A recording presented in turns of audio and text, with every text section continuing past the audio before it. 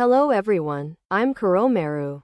Today, we will be dealing with transformations of implicit functions. Up until now, we have only been able to move individual points. However, by learning about the transformation of implicit functions, we will be able to transform shapes such as circles and squares. Let's get started.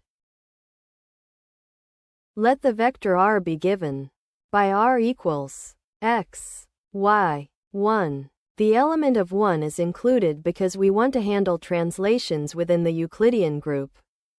Suppose we have an implicitly defined function fr equals 0. Now, what happens when we actively transform each point by an element g of a Lie group?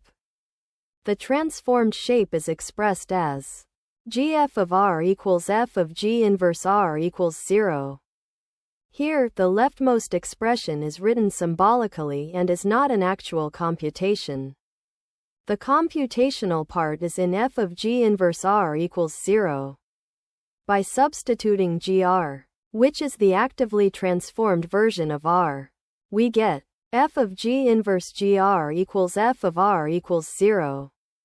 Here, f of g inverse r equals 0 means that when we substitute gr, which is the result of applying g to each point r satisfying f of r equals 0, the function still evaluates to 0.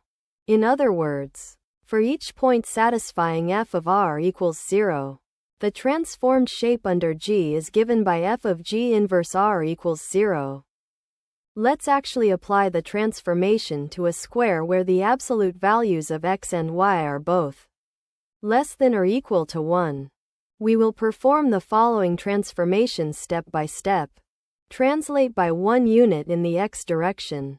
Scale by a factor of square root 2 about the point 1, 0. Rotate by pi over 4.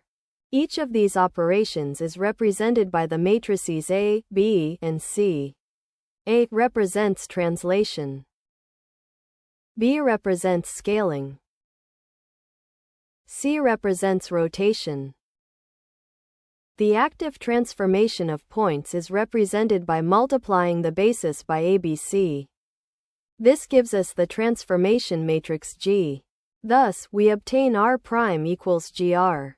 By computing G inverse, we get the inverse transformation.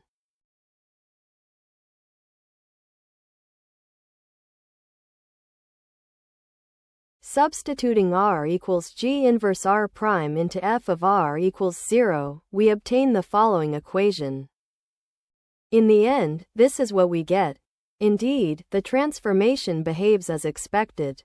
This method can actually be used to understand the transformation of individual points as well. If we consider the coordinates of a point as a constant r0, then that point is represented by r equals r0.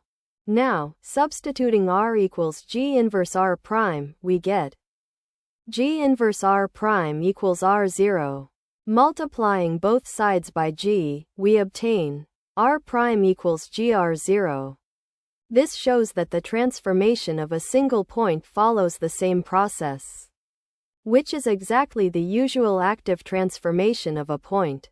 This time, we considered the transformation of an implicitly defined function. I hope this helps deepen your understanding. That's all for today. If you enjoyed this video, please subscribe to the channel and give it a like. Your support motivates me to keep creating more content. Thank you for watching.